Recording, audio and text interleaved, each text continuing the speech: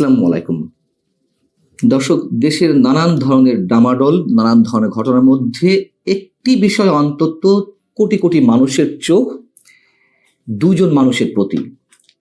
একজন আমাদের রাষ্ট্রপতি মোহাম্মদ শাহাবুদ্দিন চুপ্পু, আর একজন সেনাপ্রধান জেনারেল ওয়াকারুজ্জামান। মানুষের মনে নানান ধরনের গুঞ্জন, মুখে মুখে নানান ধরনের গুজব, নানান ধরনের প্রশ্ন, ফিসফিসানি। রাষ্ট্রপতি মোহাম্মদ শাহাবুদ্দিনের কি হতে যাচ্ছে, সেনাপ্রধান জেনারেল ওয়াকারুজ্জামান কি করতে যাচ্ছেন, অথবা তার ভাগ্যে কি ঘটতে যাচ্ছে।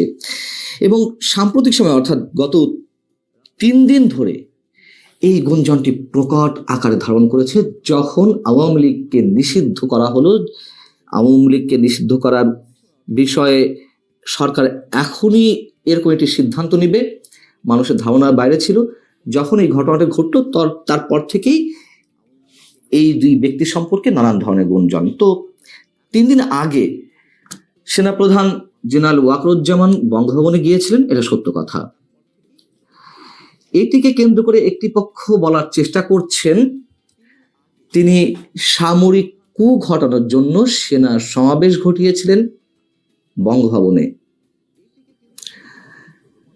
কারা এই বিষয়টি বলছেন? যারা সেনাপ্রধানকে যে কোনো হোক চাকরিচ্যুত করাতে চান। সেনাপ্রধান শেখ হাসিনার নিয়োগকৃত, তাকে দিয়ে বিশ্বাস নেই তিনি যে কোনো সময় যে কোনো ধরনের ঘটনা ঘটিয়ে ফেলতে পারেন, তাই এখনই সময় তাকে বরখাস্ত করার। তারা বলছেন যে জেনারেল ওয়াকার সামরিক কূ ঘটানোর জন্য এই কাজটি করেছেন। তবে সেনাবাহিনীর জুনিয়র কর্মকর্তাদের প্রবল আপত্তির মুখে তিনি সেই সিদ্ধান্ত থেকে সরে আসেন। আরেকটি পক্ষে বলছেন যে তাকে বরখাস্ত করার যাবতীয় কর্মকাণ্ড হাতে নেওয়া হয়েছিল, সেভাবে সরকারের প্রস্তুতি ছিল। প্রস্তুতির অংশ হিসেবে প্রধান উপদেষ্টা কার্যালয় থেকে একটি চিঠি নাকি রাষ্ট্রপতি দপ্তরে গেছে, যেটা সেনাপ্রধানকে চাকরিচ্যুত করার জন্য, এবং সেখানে রাষ্ট্রপতি যাতে স্বাক্ষর করা হয়। এই কথা শুনে, এটি পুরনো কথা, তারপরেও আমি একটু মেলানোর জন্য তাদের সামনে তুলে ধরছি বিষয়টা আসলে কি। তো এই বিষয়টি যখন সেনাপ্রধান জানতে পারলেন, তার পক্ষ হয়ে বিমান বাহিনী প্রধান এবং নৌবাহিনী প্রধান সহ 10th ডিভিশনের জিওসি সহ আরো কয়েকজন উচ্চপদস্থ সামরিক কর্মকর্তা এটি ঠেকানোর জন্য বঙ্গভবনে যান, এবং একটা সময় সেনাপ্রধান নিজেই তাদের সঙ্গে যুক্ত হন। তারা সেখানে উপস্থিত হয়ে রাষ্ট্রপতিকে কনভিন্স করেছেন যাতে ওই চিঠিতে স্বাক্ষর করা না হয়, এবং তারা সেটিতে সফল হয়েছেন।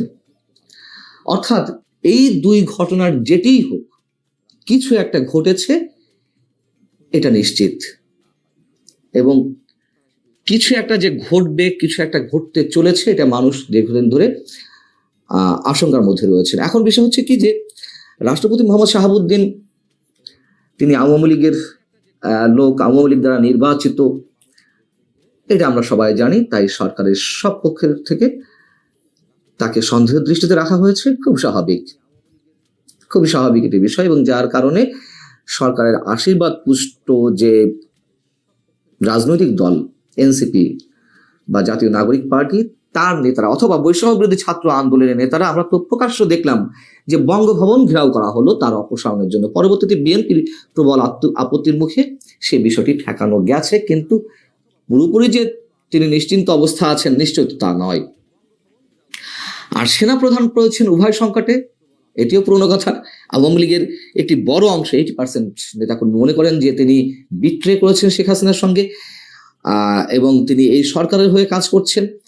অর্থাৎ আওয়ামী লীগের একটি বড় অংশের চোখে যেমন তিনি চক্ষুশূল, ঠিক একইভাবে আবার সরকারের মধ্যকার একটি প্রভাবশালী বড় অংশের সন্দেহের মধ্যে সেনাপ্রধান যে কোনো কিছু ঘটিয়ে ফেলতে পারেন যে কোনো সময়। সামরিক কূ করে তিনি বর্তমান সরকারে বিদায় দিতে পারেন বা নিজের হাতে ক্ষমতা নিয়ে নিতে পারেন। বিষয়টি হচ্ছে যে এই যে সন্দেহ, বিশ্বাসের দোলাচল, সবকিছুর পেছনে যুক্তি, পাল্টা যুক্তি থাকতে পারে, কিন্তু বাস্তবতা এটাই, সাধারণ মানুষ এখনো মনে করেন সেনাপ্রধান রাইট ট্র্যাকে আছেন, এবং সেনাপ্রধান এই মুহূর্তে সবচেয়ে বেশি বাংলাদেশের 18 কোটি মানুষের মধ্যে সবচেয়ে বেশি ভালনারেবল অবস্থায় রয়েছেন, জীবন ঝুঁকির মধ্যে রয়েছেন। এটাও সত্য কথা। সেনাপ্রধান যেটা বলছিলাম রাইট ট্র্যাকে আছেন কিনা, তিনি তো 5 আগস্ট বলেছিলেন যে তার উপরে আস্থা রাখতে এবং যত দ্রুত সম্ভব দেশকে একটা গণতান্ত্রিক অবস্থায় উত্তরণের ব্যবস্থা তিনি করে ফেলবেন। যে বক্তব্যের প্রতিধ্বনি তিনি আবারও করলেন গত 25 ফেব্রুয়ারি পিলখানা ট্রাজেডি দিবসে। তিনি তার বক্তব্যে ফ্রি, ফেয়ার এবং ইনক্লুসিভ নির্বাচনের কথা বলেছিলেন। সেই জায়গা থেকে জাতীয় নাগরিক পার্টির নেতাদের, তখনও তো এই পার্টি আত্মপ্রকাশ করেনি, অর্থাৎ বৈষম্য বিরোধী ছাত্র আন্দোলনের সমন্বয়কদের তুমুল সন্দেহ ছিল এবং সন্দেহ প্রকট আকার ধারণ করলো যে আওয়ামী লীগকে তিনি ইনক্লুসিভ নির্বাচন বলতে আওয়ামী লীগের অংশগ্রহণের কথাও বোঝাতে চাইছেন। এরপরে তো আরো অনেক কাহিনী ঘটেছে। সেনাপ্রধান আওয়ামী লীগকে চান কি না চান, সেনাপ্রধান নির্বাচন চান কি না চান, তার একটি কথা তো গুরুত্বপূর্ণ ওই দিন ছিল, যার কারণে আমার এই কন্টেন্টটি করা। সেটি হচ্ছে আপনারা সবাই কাদা ছুড়াছুড়ি করবেন না। এইভাবে একে অন্যের প্রতি কাদা ছুড়াছুড়ি করলে দেশের স্বাধীনতার সার্বভৌমত্ব হুমকির মুখে পড়বে। আমাকে তখন দোষারোপ করতে পারবেন না। প্রত্যেকের জায়গা থেকে একটু চিন্তা করুন। তিনি যতই বিতর্কিত হন অথবা বিতর্কের বাইরে থাকুন, এই কথাটি কি আমরা কেউ অস্বীকার করতে পারবো? যা কিছু ঘটছে মুক্তিযুদ্ধের পক্ষে বিপক্ষে, যা কিছু ঘটছে রাজনৈতিক সমীকরণ থেকে বিএনপির বিপক্ষে একসময় এনসিপি আবার কখনো জামাতের বিপক্ষে, জামাত আবার কখনো এনসিপির বিপক্ষে, বিএনপি আবার জামাতের বিরুদ্ধে, এই যে কাদা ছোড়াছুড়ি, এর মধ্যে আমরা ধরে নিলাম সব কটি পার্টি দেশপ্রেমিক, কিন্তু এই দেশটিকে নিয়ে যে একটা গভীর ষড়যন্ত্র চলছে, এটা তো অস্বীকার করার কোনো উপায় নেই। গভীর এক ষড়যন্ত্র জাতীয় এবং আন্তর্জাতিক পর্যায় থেকে। তো আমরা সেনাপ্রধানের বক্তব্য কিভাবে উড়িয়ে দেব?